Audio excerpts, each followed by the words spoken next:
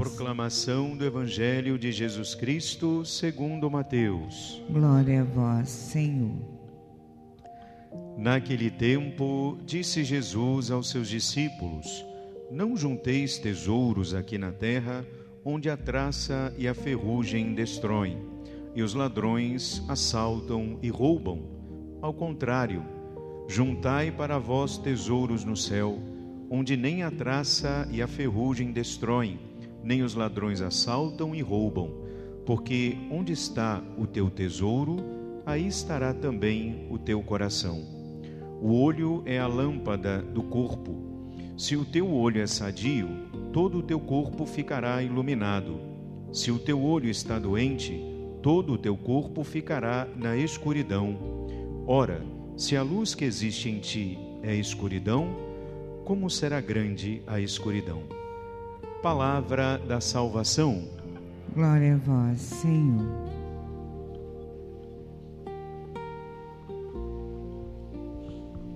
Ai de mim se eu não disser a verdade que eu ouvi. Ai de mim se eu me calar quando Deus me manda falar. Ai de mim se eu me calar quando Deus me manda falar. Caro irmão, Padre Marlon, queridos irmãos, queridas irmãs, a palavra de Deus nesta sexta-feira da 11ª semana do tempo comum, ela nos convida a olhar para aquilo que realmente ocupa o centro do nosso coração. As leituras de hoje, elas falam de fidelidade a Deus, de escolha decisiva, do verdadeiro tesouro que dá sentido à nossa vida. A primeira leitura, tirada do segundo livro dos Reis, capítulo 11, versículo de 1 a 4, versículo de 9 a 18 e versículo 20, nós encontramos um dos momentos mais dramáticos da história do povo de Deus. Depois da morte do rei Acasias, Atália, filha de Acabe e Jezabel, tenta destruir toda a descendência real para tomar o poder. E mais um capítulo daquela luta entre a fidelidade ao Senhor e a idolatria, introduzida pela casa de Acabe. Parece que a promessa de Deus, feita à descendência de Davi, está prestes a desaparecer. Mas Deus permanece fiel. Enquanto Atália pensa ter eliminado todos os herdeiros, um menino, Joás, é escondido no templo durante 6 anos. No silêncio, longe dos holofotes do poder, Deus vai preparando o futuro. Quando chega o momento oportuno, Joás é apresentado ao povo, proclamado rei, e a aliança com o Senhor é renovada. O templo de Baal é destruído e o povo volta a reconhecer que pertence ao Senhor. Esta leitura, queridos irmãos, nos ensina uma verdade muito importante. Quando tudo parece perdido, Deus continua conduzindo a história. Os projetos humanos passam, os impérios passam, as ideologias passam, mas a fidelidade de Deus permanece. O Senhor nunca abandona a sua promessa. Muitas das vezes, nós olhamos a realidade da igreja para as nossas famílias, para o mundo, e às vezes pensamos que o mal venceu. A palavra de hoje nos recorda que Deus continua agindo silenciosamente, preparando caminhos de renovação e de esperança.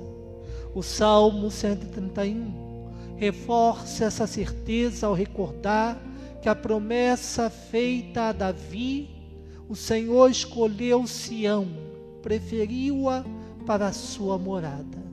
E Deus permanece fiel à sua aliança. Mesmo quando os homens falham, Ele não volta atrás em seu amor.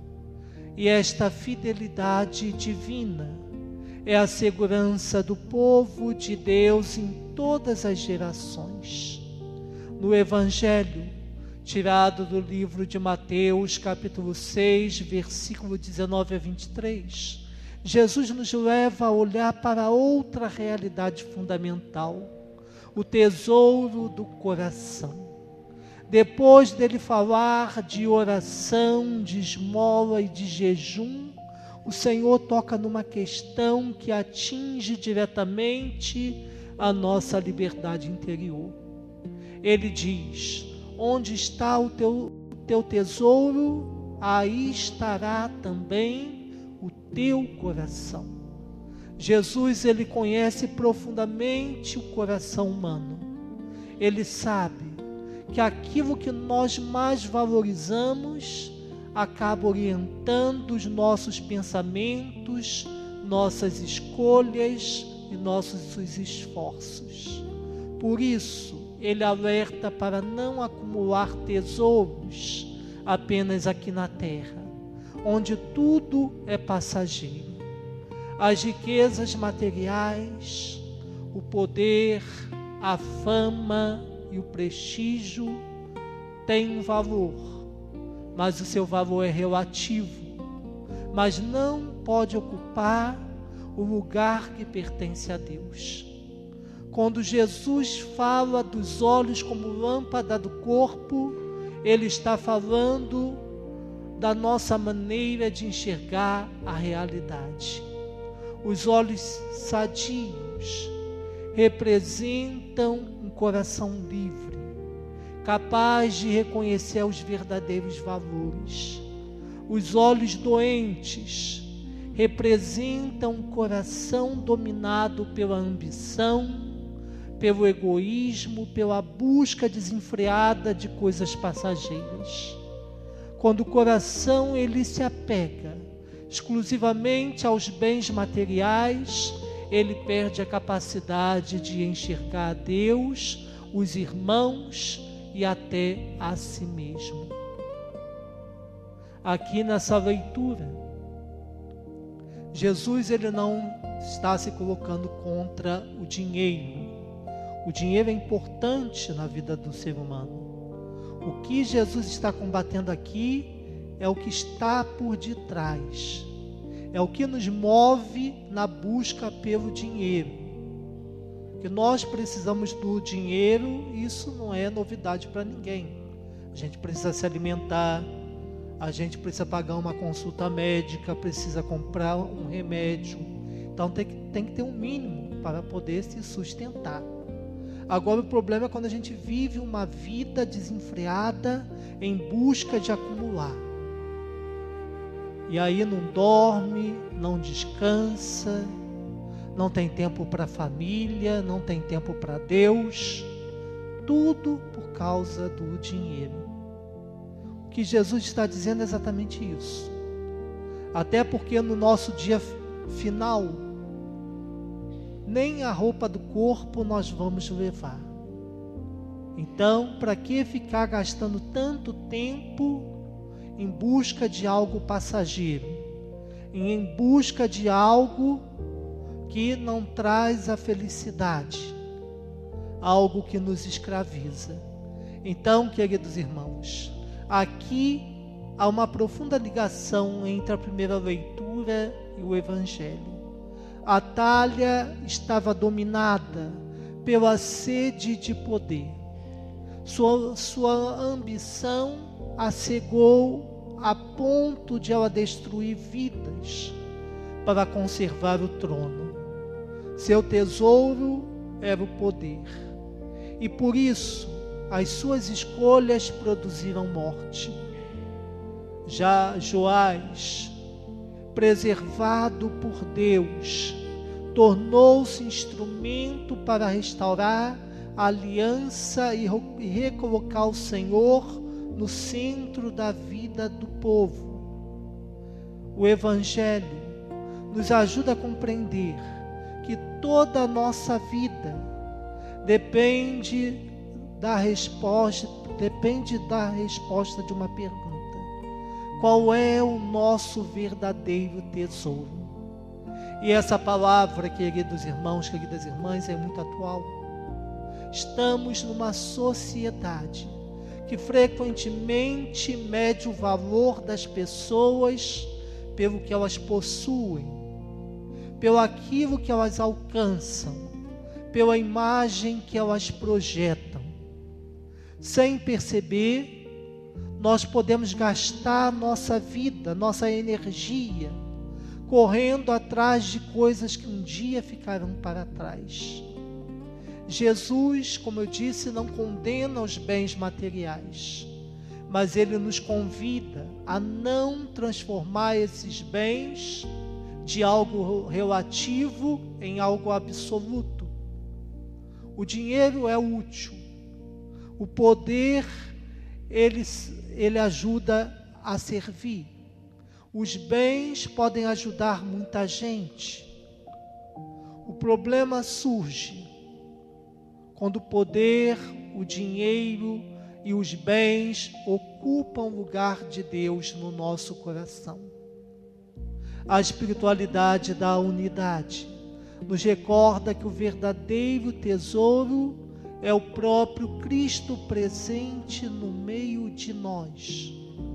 Quando nós colocamos Deus em primeiro lugar na nossa vida, nós aprendemos a amar mais, nós aprendemos a partilhar mais, nós aprendemos a construir relações mais fraternas.